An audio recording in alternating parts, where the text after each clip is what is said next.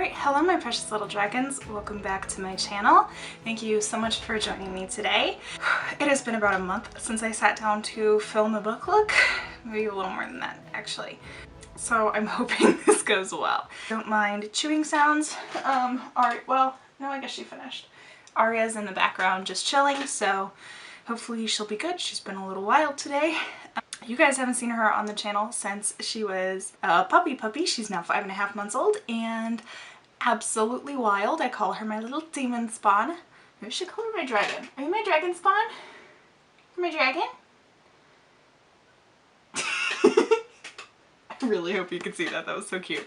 Okay, anyway, today I am going to be doing a book look on The Hobbit by J.R.R. Tolkien. I'm so excited. This is one of my absolute favorites. I was a little not quite sure what I was doing for the look, partially because I had so many ideas for this one. But we're just gonna go and hope it turns out okay. So let's get started. So one of the interesting things about doing something with a book this old is it feels weird to say like spoiler, non-spoiler, whatever, because I mean it's been around for so long. Like at this point, if you don't know what happened, I don't know. But I mean, I'll still continue to do it. But I mean, let me know what you guys think. Like, do you think with like more classic books, is it necessary to do spoiler sections and stuff like that, like to mention it? Personally, I kind of would err on the side of like maybe not, but I also just don't want to mess with my format too much. So I don't know. I already told you this is one of my favorites. It's not gonna, like, I don't really have a lot of negative stuff to say. So a lot of it's just going to be me just absolutely loving on this book. It's just so good. My summary is just essentially that Tolkien is so good at charming exposition. I mean, it really feels like your grandfather is just sitting down, you're by the fireplace, he's just telling you a story while the tea is on, and he's got his pipe, and it's just got this like lovely old charming feel to it. Like that is Tolkien in a nutshell, especially in The Hobbit. Like, I mean, it gets a little bit different when you get into like Lord of the Rings and some of the other stuff, but I would say particularly in Hobbit, you get that full fireside grandfatherly story, especially just with the way the narrator is. It's just so much of a feel-good story. Like this is something you can just return to over and over and over again when you just want to feel warm and cozy. So to me, this is actually like kind of a perfect like winter read, which I actually read it in fall. It's also kind of a perfect fall read, but just anytime you need to feel cozy, I feel like you can go to this book. Why are my eyebrows so uneven? But anytime you just need something cozy, something light, something to make you feel like all is going to be okay in the world, I would turn to this book. And the interesting thing about that is just because there's a lot of drama and adventure and even like sad deaths, but just the way it's couched by the narrator and the way it bookends itself, it doesn't feel like a tragedy, even though it has moments that can definitely pull at your heartstrings. Like, and it feels weird to like compare to the movies because it's not really what I do here on this channel, but like because I feel like when it comes to Tolkien and when it comes to like many classics, they're so defined by their movies, by the visuals that we've attached to them, that at some points I feel like you almost have to discuss it because in order to discuss the merits of the original text, you have to kind of address what the movies did. And so obviously you have like the height of book to movie adaptations when we get into Lord of the Rings, but in The Hobbit it was a very different story because they took this kind of like short little children's fairy tale and tried to turn it into an epic adventure. And so even though dark things happen, it's still charming and light and feel good. But the movie era that we're in is leaning into that dark grittiness.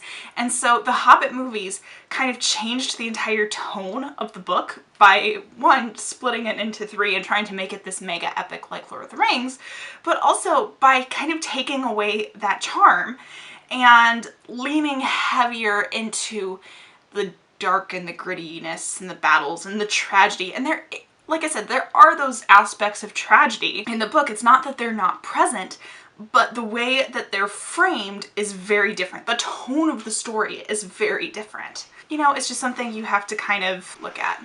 It doesn't tell me much.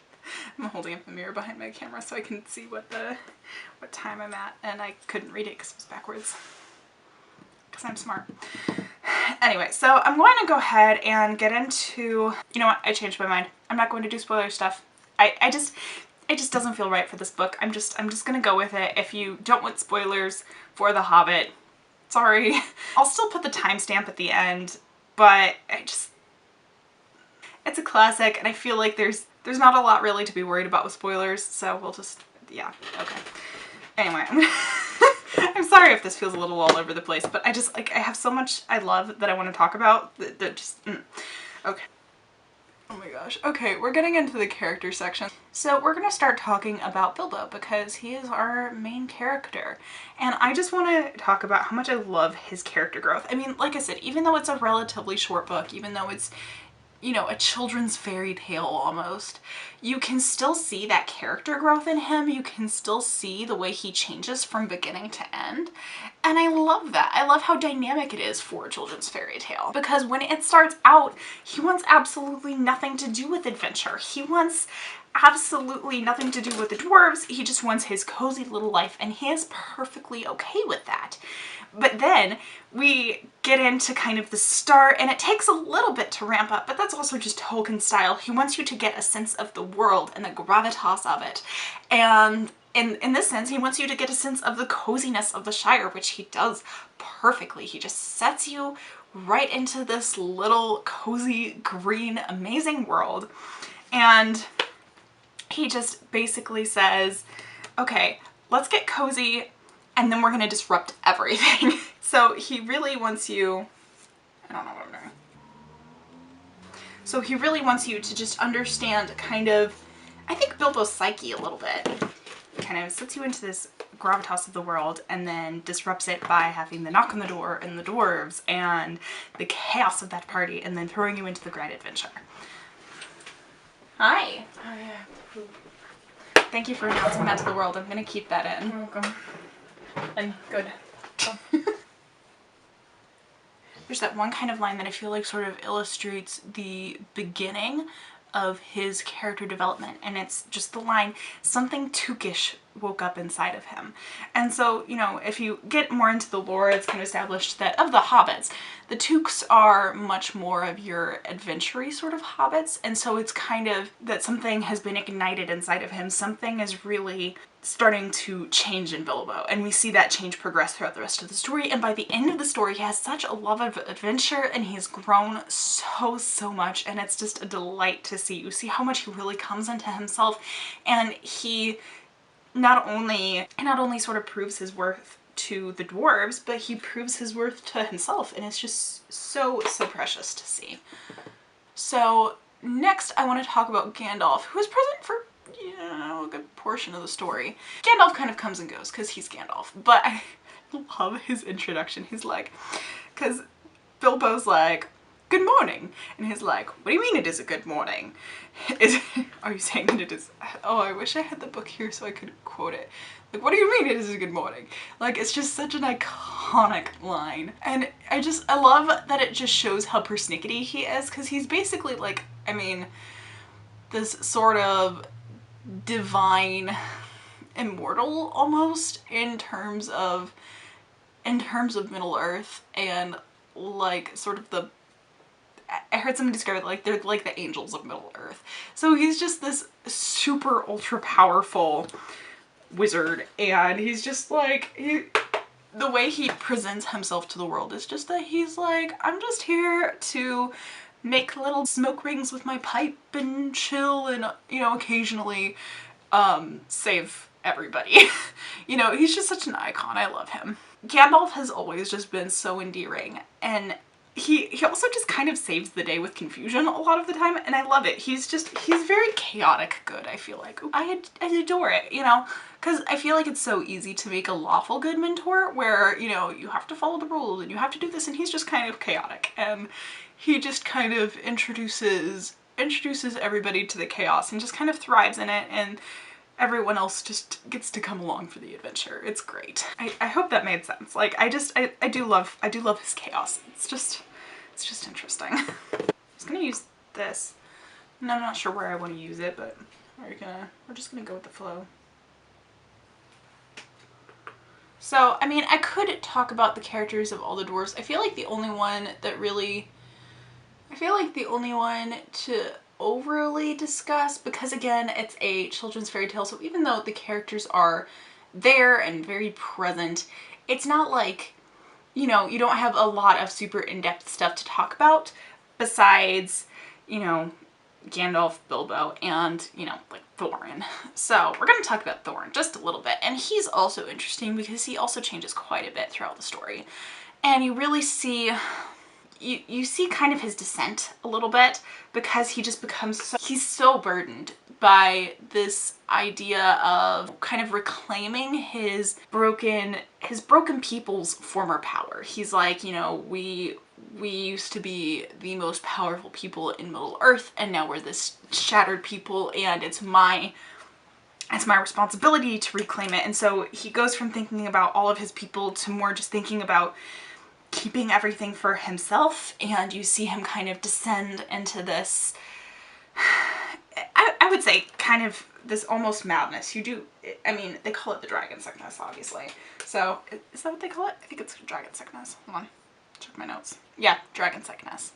So, I mean, we'll get a little bit more into that when we get into the plot section, but just his whole kind of descent, and then he does get just this, I mean, he does get a redemption. It's just, you know, it's somewhat minimal because it's at the very end of his life. He realizes he was wrong, and most importantly, it kind of shows you his friendship with Bilbo.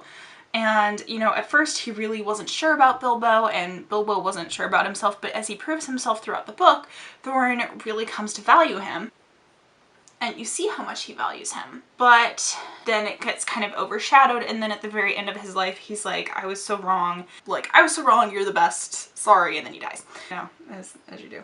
So, I mean, I just think he's a very interesting character. But again, even though I think Thorin in particular is probably the most tragic of any of the figures, again, it's couched in a fairy tale, so it's not going to be something, like, even though it's sad, it's not supposed to, like, make you sob, and, you know, it could have been a tragedy. Or, I suppose it could have been framed as a tragedy with Thorin very, very easily, because you kind of have this Macbethian sort of descent. Unlike Macbeth, however, Thorin actually does redeem himself at the end, and I think that's what helps kind of give you this sort of hopeful air to the story, because he does have a good ending. Alright, so we're gonna do a little bit of this one and a little bit of this one. Might be a little too green for what I want, but I'm gonna do it anyway.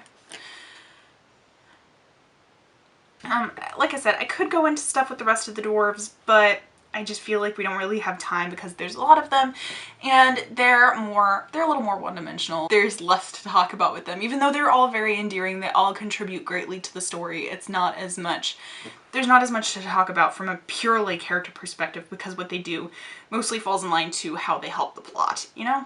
I just think, again, that introduction is just so iconic. Like, if you know anything about Lord of the Rings, or the Hobbit, or just Middle Earth in general, you probably know the iconic introduction. In a hole in the ground there lived a hobbit, not a nasty, dirty, wet hole filled with the ends of worms and an oozy smell, nor yet a dry, bare, sandy hole with nothing in it to sit down on or to eat. It was a hobbit hole, and that means comfort. You know, just iconic, and it instantly does its job of throwing you into Middle Earth and gently setting you down into the cozy little hobbit hole, and I adore it so much. It perfectly sets up the coziness of the Shire, sets up the sort of day-to-day sameness of, you know, a hobbit's life.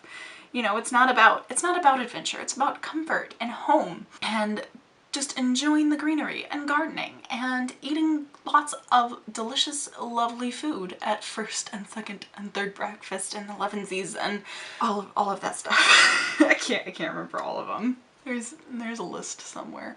I mean, what more can you ask for an iconic introduction except for that? Yeah. So good.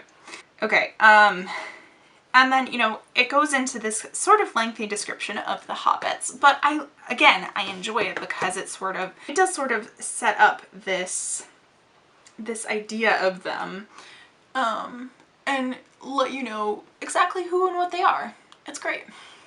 And, you know, they wear green and yellow, which is my look today. Also gold, because, you know, the whole thing is they want to get their gold back. But all that glitters is not gold, so I have to have some, like, green glitter in there too. Or, I'm not using pressed glitters, but, you know, some green shimmer in there. I'm very technical in how I approach my looks. So, and then, you know, we get started right away with these dwarves at the door, and Bilbo's there with the politeness and the anxiety, and it's described as the most awkward Wednesday ever remembered, and I so appreciate that. I mean, just as a person with anxiety, I relate to Bilbo so much.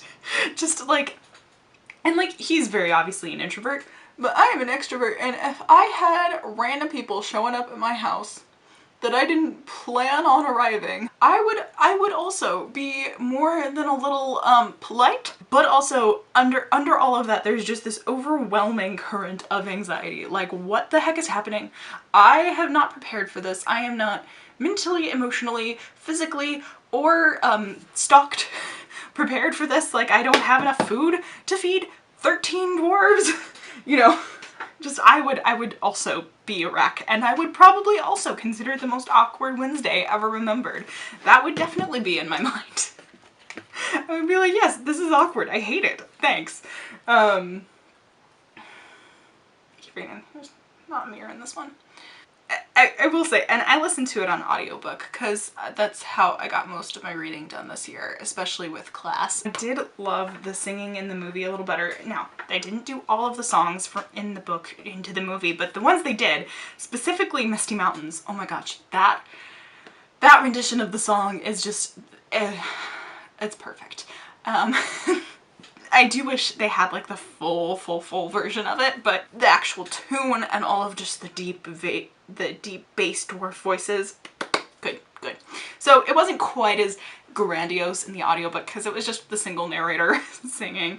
But even so, still, I love all of Tolkien's songs. I love how much he puts into the world, how much time and how many years he spent just developing it and making it perfect and beautiful, and how much music played into it. Because I think a lot of times books don't really think about how much music plays into our world and plays into our lives as humans. Like, we love art and we, you know, use music to create everything. We use music to showcase our joys and our sorrows and our laments, and you really see this lamenting in the song.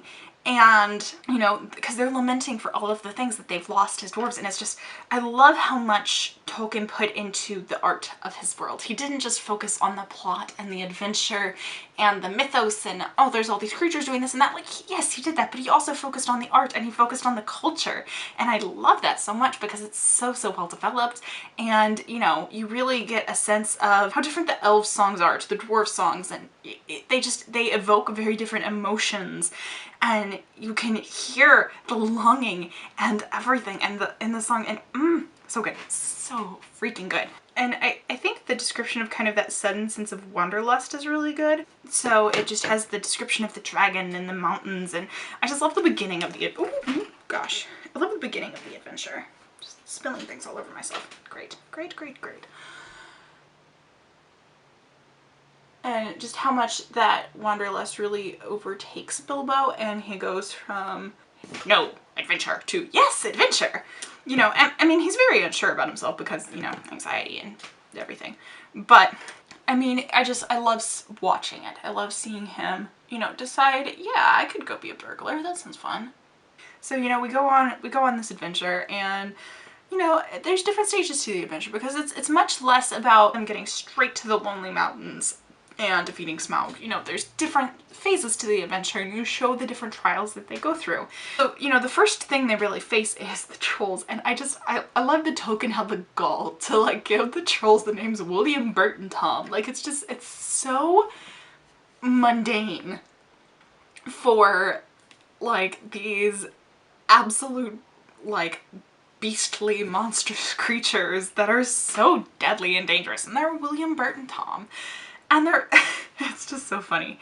I do love that Tolkien also, his elves are, I mean, yes, they have that stereotypical sort of, you know, high elfness that's just very like prim and proper. I mean, you do get aspects of that, but they're also merry and a little ridiculous, and I love it. And I wish that that aspect came through a little bit more in different iterations, because to me anyway, I think that adds so much more to their characters that they kind of burst into random songs, and they're a little finicky and ridiculous and merry, and like, I mean, I'm saying all of these words over and over again, but like, I do love that that is an aspect of their character that Tolkien really made essential to them.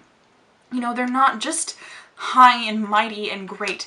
They are a little bit, they're a little bit, fae-ish. Like, he basically made them fae, but, not fun size. You know? And you can really, I love in Middle-earth that you can really see where he pulled from different aspects of mythology, because he does have those aspects in his version of elves. He does have that sort of fae-ness where it is a little finicky, it is a little bit, you know, you're not sure what you're getting into with the elves, because they're very powerful and magical, but you don't know if they're going to be on your side or if they have their own devices, and like, they may not lie, but they tell half-truths, you know, like, there's a lot that's mysterious about them, and you aren't sure what to do, even when you know that they're pretty good. They're good. But you just want to be careful around them. Just one of my notes was goblins and gollops and wargs. Oh my. Why am I like this? Ah, yes. So I mean, of course we get the whole backstory of Bilbo getting the ring from Gollum. That's obviously super duper important. Definitely plays into Lord of the Rings later. They kind of recap it later. I didn't have a lot to say about that section though, because even though we do get to see some of Bilbo's cunning and resourcefulness come into that, because first off, he was able to survive. I don't really have a lot to say, because I feel like it's just so, I don't have a lot to say about that. One thing that I wanted to mention was, you know, the eagles come in and rescue them, right? Because the goblins and the wargs are basically all after the party, after they've, you know, escaped from the tunnels and escaped from the mountain and all that. And we kind of talk about the Deus Ex Machina of the eagles. And while yes, it is a little bit Deus Ex Machina-ish, I feel like it's less so in the books than it's portrayed elsewhere. And, you know, there's even, you know, there's jokes about how much the eagles are just full Deus Ex Machina. Like, it's a perfect example of it. I'm like, I mean, kind of, but also in this specific example, not really. Because it's just the Lord of the Eagles that was hearing the wargs on fire, and they wanted to figure out what the situation was. And I mean, that made a lot more sense to me. It made it less Deus Ex Machina-ish, because it wasn't like they came out of nowhere, or, you know, Gandalf just had them in reserve. It was like, this is their territory, almost. Like, they just, like, that's where they were. It's their territory, and they heard some ish happening and wanted to investigate. So it didn't seem quite as Deus Ex Machina-ish to me as I think it had been portrayed, or has been portrayed. And I mean, you can fully disagree with me. Let me know if you disagree with me. Like, do you think it is still a complete Deus Ex Machina, even though, like, that's where the eagles live? Like, it's not like they were, like, coming from a million miles away, like, to come rescue them. Do you think it's not quite a Deus Ex Machina? I would side more on, like, not quite a Deus Ex Machina. I think it's still very convenient, but I don't think it's quite a Deus Ex Machina. Anyway, but yeah, the wargs are set on fire, and they set the forest on fire, so that's rather unfortunate. I felt bad for the trees. I just made notes again about how many fun songs there are in this book. I think that's probably the last time we'll mention it, maybe. I don't know what notes I made. But I do really, truly love all of the fun songs in The Hobbit. They just make me happy. I need someone to make a full album of all of the Hobbit songs. Someone get on it. I don't know who I want to get on it, but someone get on it. Let's see, I made a note of, don't be a fool, Mr. Baggins, if you can help it. Who said that? Was that? That sounded like a Gandalf thing. Is that Gandalf that said that? I don't even know. Sometimes I take notes really badly because I'm just so engaged in the story, but I'm like, I want to make a note of something, but I don't want to take myself out of the story, so I just like write the line or something. Sometimes it would really help past me note if you would give context for your notes. So Bjorn, the skin changer and vegetarian. I love him. He's pretty great. And Gandalf was like so careful about like, they need to be, like, you need to be very careful with him. He's very powerful, like, you know. And I loved the dwarves staggering in 2 by 2 to meet Bjorn and bowing so low their beards touched the ground. Like, it made me giggle out loud. Like, that whole section to me of meeting Bjorn and them being so scared of him and Bjorn, he's crotchety, but he's overall fairly lovable. And I appreciate that he's just like, what the heck is happening? Are there gonna be any more dwarves? And then there's more dwarves. And it just made me giggle. I loved it. It was great. And then after Bjorn, Bomber falls into the Enchanted River in Mirkwood. And then, like, that kind of caused problems for, honestly, a lot of the story. Because he's just more sleepy after that. And, like, when he finally wakes up, the last thing he remembers was the party at Bilbo's house in May. Which I can't remember. I mean, the story, even though it's short, it takes place over a fairly long period of time. But I think it's all the more drastic because, you know, the book itself isn't that long.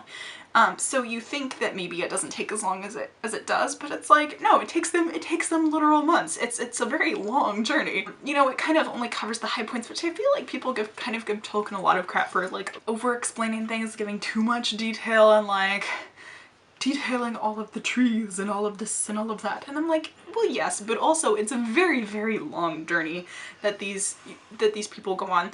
But I think, especially in Hobbit, he does really good job of just kind of explaining the important bits. He does a good job of explaining the important bits.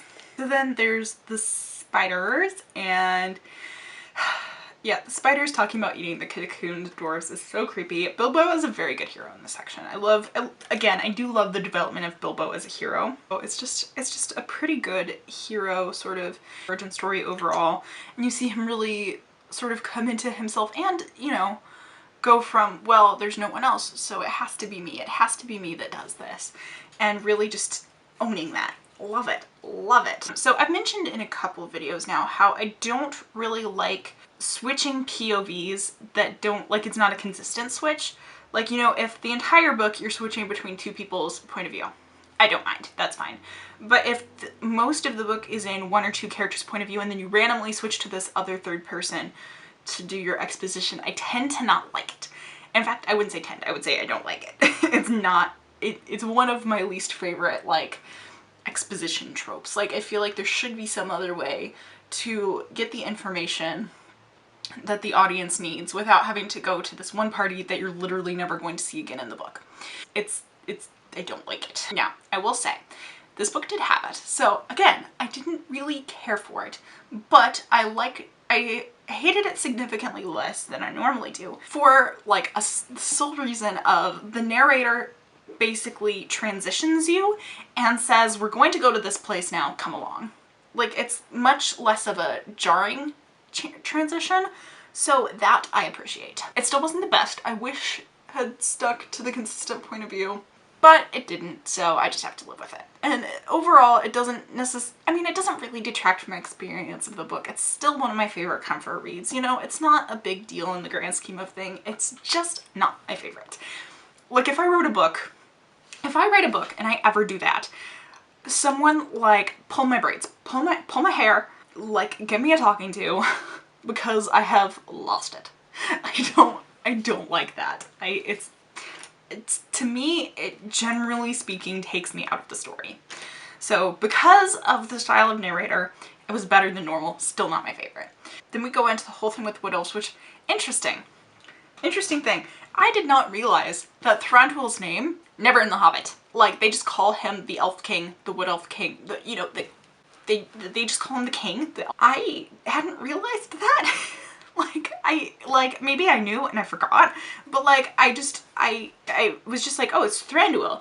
And then they never mentioned his name, and I was like, where is his name? Like, and I feel like that adds to, like, the fairy tale-ness of it, because, again, it's more, like that's, I feel like that's more normal in fairy tales, where you refer to people solely by their titles. You don't really personalize them. It's just, oh, the elf king did this, or the elf lord did that. And you know, that really keeps that fairy tale-ness to it because it's not as personal. So I'm okay with it, but it just kind of threw me for a loop for a hot minute there.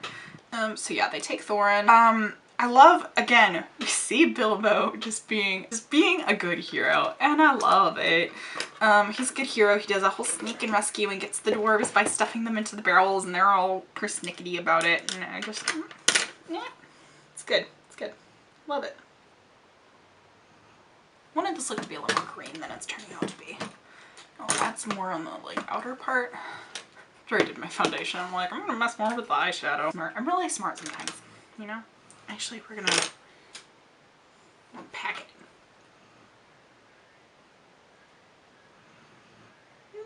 That does nothing. Oh, it's doing a little bit. It's giving me a little more green. Anyway, so they get to the mountain. They try to find the door, and then Bilbo goes into the tunnel on his own. And there was this one particular line that I just found very poignant. And again, I think the thing that adds to the fairy tale-ness of it is just that you get the sort of morals of the story. You get the moments where you're really truly like seeing the hero come into his own, and you're just cheering for him all the way, and it's great, honestly. And one of these lines that I thought was so poignant was, he fought the real battle in the tunnel alone before he ever saw the vast danger that lay in wait.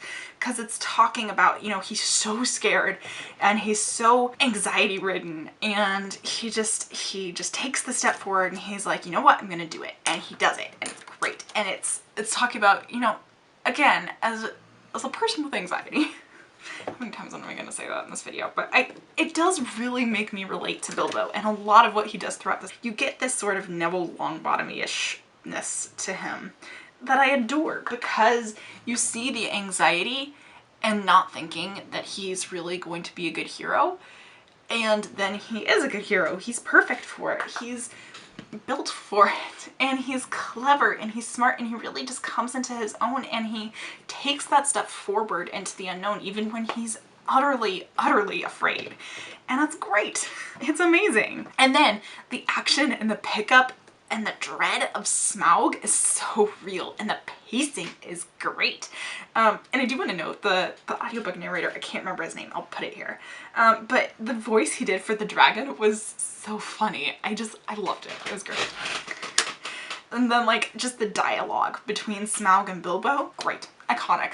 I mean, you have, "Oh Smaug, chiefest and greatest of calamities, you have good manners for a thief and a liar." I love it. I love it. And Bilbo's titles are great. He just keeps going, and the dragons love the riddling talk. It's so good. And then you have, of course, this pivotal moment where Bilbo takes the Arkenstone, which obviously comes back into play later. You know, Bilbo just having this moment of like gut intuition. You see his intuition really develop throughout the movie, like, and he just trusts it, and it works out for him. It's great. The dwarves are looking through all the treasure. He's like, I just have this feeling I should kind of conceal the Arkenstone for now. Just had a good general idea. You just see how good of a person he is throughout all of this, because, you know, he has good intentions for it. He's like, I realize this is important, but I just have this feeling that it's going to be important later. And, you know, you kind of get this peak of Thorin and Bilbo's friendship when Thorin gives Bilbo the mithril, like the chain armor, and it's such a great moment. And like before his true kind of Macbethian downfall, then they flee to the old watchtower, and the dwarves still think that Smaug is alive even when he's dead. Like, they're at the watchtower, they're freaking out. There's just this moment where the main heroes of the story suddenly take a backseat, and you see this random guy, kind of, like, become the hero. And so even within this fairy tale, there's this aspect of anyone can be a hero. Like, it very much clings to this theme of the story, because, you know, Bilbo was very much an unassuming hero, and so now you have even though he's not the king of, like, even though he's the king of Dale, you know, you have Bard coming in and really stepping into that hero role, which I love. I think it really does kind of emphasize that the hero doesn't necessarily have to be the person with the most presence. It can be someone that's unassuming, that kind of steps into that greatness. Even more so, like, it kind of emphasizes that, because it isn't even Bard on his own that does all of this. It's the thrush, the little bird, that tells Bard of Smaug's weakness and really helps him kill it while the leader of the village runs away. I mean, it really hones in on this, like, anybody can do something heroic aspect. I really want to play into the over blushing because I want to look as hobbity as possible. I should have done a dewy foundation if I wanted to do that, but that's okay. I don't think I brought a dewy foundation with me. And then there's the gathering of the birds, which I kind of loved that. Not kind of, I did love that. And I love the old raven. And I like him. He has really good counsel for them. But you're getting that dragon sickness starting to come in on Thorin, which really doesn't play well against Bard's fairness. I mean, it does, but it's just like, you can see just how it kind of plays out, and Bard's really coming in. He's being the hero that Thorin should be. And Thorin's just kind of retreating into the greed, into the dragon sickness. And it's interesting because you go in thinking that Smaug is going to be the big bad of the book. And while he is, you know, he's an obstacle, he goes out fairly quickly. And then you're really dealing with the ramifications of greed. And that's interesting because that's where it kind of shifts from your traditional fairy tale and it becomes a little bit more nuanced, a little bit more layered. And I love that. Did I put too much blush on? Probably. Am I mad about it? Not really. And, you know, Bilbo, you know, again, you see his goodness. You see that he recognizes where stuff is going wrong, even when the other dwarves, even if they kind of recognize stuff, they don't want to really turn against Thorin. Bilbo's like, it's just, he recognizes that it's not good and he does something about it. And he goes out to meet the Elven King and Bard, and he brings out the Arkenstone, and finally Gandalf shows up. Because, again, Gandalf, he's just kind of chaotic. He comes in and out of the story as he wills. That's kind of a common thread of Gandalf. He has a lot of stuff going on. I mean, he's a very busy wizard, but yeah. Gandalf finally comes in to help. You get the Battle of Five Armies, and it's kind of, like, I wouldn't say it's glossed over, but battles are never really what Tolkien focuses on. He's much more, like, even in the midst of a very plot-driven story, he kind of focuses on more what specific characters are doing in a general sense. It's kind of hard to describe because, like, it's not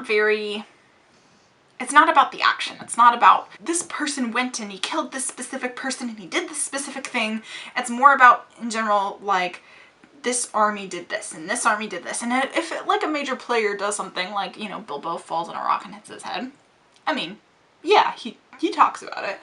But I mean, he kind of he glosses over the details of the battle, which I think is an interesting choice because I think a lot of sort of modern fantasy writers don't really tend towards that. They really get into the nitty gritty of it. And Tolkien's more like just, like, that's not part of the journey. And it's not part of the story that he's telling because, again, it's more like sitting down and tell your grandchild something and you're not going to tell them all the specific details of the gory battle. You're going to talk in more general terms. And so I think that kind of helps it, again, be a little bit more fairy tale-ish, to have just this brief overview of the Battle of Five Armies and Bjorn. And, you know, Bilbo kind of, you know, he's done so much heroic stuff at this point, and then he's done so much heroic stuff at this point, and then he gets knocked out and, like, does pretty much nothing for a while, and they thought he was dead because he was knocked out for so long. It's not great for him. Then Bilbo gave, like, a pearl necklace as a gift to the Elven King for his inadvertent hospitality while he was a stowaway in his courts. He was named an elf friend, and he's like, I only wish to be in my armchair. So, like, even when Bilbo is a full hero, like, and people acknowledge that he's a full hero, how much blush and highlighter do I need? More. He's just like, I just want to be comfortable. I just want my armchair. I want my home. And you really, like, I think it also kind of hones in on the goodness of hobbits. How much, you know, it's great to be heroic. It's great to be recognized for all your heroism. But it's also nice to enjoy the simpler things, to enjoy the comforts of home, to enjoy things like sitting in your armchair relaxing. Like, those things are good too. They're also valuable. Oh, this is kind of a side note. I do love the falling action. I love that he takes his time with it. That he kind of brings you back down. Like, he started in a place of comfort and he brings you back down to a place of comfort. And I appreciate that. But I just want to mention really quick. There's this elf song, and it's tra-la-la-lally, come back to the valley is like the main kind of tagline. And the way it was sung, it was like, tra-la-la-lally, come back to the valley. And it was stuck in my head for like a straight 2 days. I mean, like, just in my head, like, constantly. Tra-la-la-la-lee, come back to the valley. Tra-la-la-la-lee, come back to the valley. And just constantly in my head. I loved it. I loved it. It was great. I love that the elves are kind of ridiculous in this, because that is a ridiculous line and I love it. I love that they think that tra-la-la-la-lee is a good song line. It's great. It's great. I love it. Great. A+ songwriting. I just love that that's a line that was used. That sounds like something I would like, it sounds like something that I would like come up with like on the spot, like that I would just sing to myself without really thinking about it, like tra-la-la-la-lee, come back to the valley. Like you're just singing as you're driving, like you see a sign for a place that's called like Green Valley and you're like tra-la-la-la-lee, come back to the valley, and then it's just stuck in your head for a while. Like that's what that song seems like to me. I love this kind of glossed over everything that Gandalf does in the book. It's like, oh yeah, we went and defeated the necromancer, but it wasn't relevant to the story at hand, so you know, that's a time for a different tale story time with Grandpa. I swear this will look less ridiculous in a second. There is a little bit more drama left because Gandalf of course gets back just in time to see all of his things being auctioned off, and the Sackville Bagginses are selling all of his things and trying to take all of his things, and he's lost the respect of the hobbits. And it's just again, like, it's kind of drama, but not really in comparison to everything else that happened, but it's like, well, he mostly used the ring to hide from visitors. He took up poetry and he wrote There and Back again. And then Balin and Gandalf show up one day and they just kind of give this nice little summary of what's been happening in the desolation in Lake Town were fertile, and there's friendship between the elves and the dwarves and men.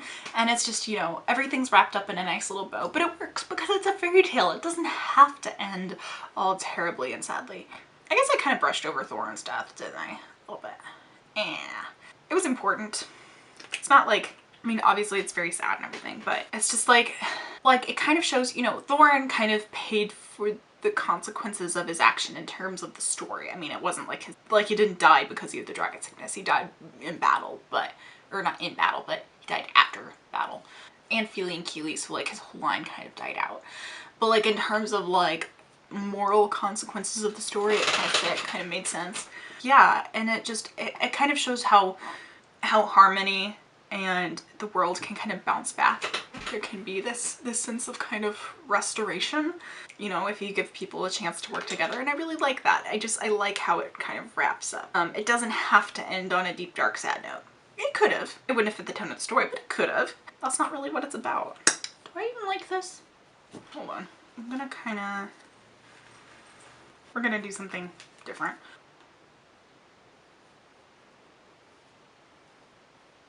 Oh yeah, that's more fun. I like that better. That's more fun. Yeah, we're not putting a gloss on it though. It's just gonna be kind of shimmery and reptilian. Finishing up, opening up, finishing up.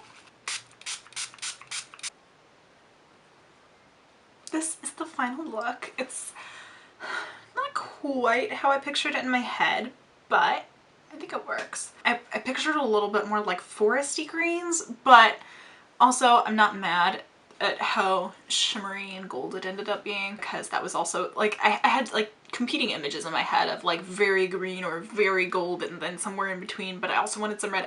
I had a very fragmented image of what I wanted this to look like in my head, so I'm not mad at how it turned out. It just wasn't quite what I expected. That's okay. It doesn't have to be quite what I expected. It was kind of fragmented, but I'm not mad at it. I'm kind of, you know, I feel like it's kind of got that like otherworldly fantasy-esque-ness to it, and putting a multi-chrome on my lips kind of helped with that. I'm just now realizing that I didn't do like a summary of the book at the beginning, like what the book is actually about. So if you have no idea what The Hobbit is about, I feel like most people probably know, but you never know. You can't make assumptions. Final summary. It's just such a charming book. It's so classic and cozy. It's just like a warm blanket read. Again, perfect for fall, winter. I mean, when you just want something that is warm and familiar, this is one of those stories that you return to because it doesn't take that long to read. It's like this big. It's just good all the way through. You get to see like a truly unassuming hero. You get to see just a hobbit who wants to live his life, be taken over by the wanderlust, and he goes on this grand adventure and he becomes a hero, and then he returns and he's like, I'm gonna write poetry, sing songs, and write my books and enjoy my life. There's these other grander aspects to it, but the crux of the story, the heart of the story, rests on just a good little hobbit, and I love it. It's so brilliant, so lovely. I mean, I can't imagine anyone not loving it. I mean, I'm sure there are people who don't love it, but to me it's just a perfect cozy read. It is a children's fairy tale, and there's a certain amount of comfort and warmth that comes with that. How many times can I say comfort and warmth in this summary? But it's true. That's what it is to me. That perfectly encapsulates it. It's got the adventure, it's got the fantasy, but it has that warm, you know, it's not even epic on the scale that Tolkien's other Middle-earth works are. This one is purely about feel-goodness, about the unassuming heroes, about the hobbits, and it's absolutely amazing. And I love it so much. So, I mean, if you haven't read it before, absolutely read it, give it a try. All right, I'm switching over to my phone for the last little bit of this. So sorry. My camera battery died and I'm like,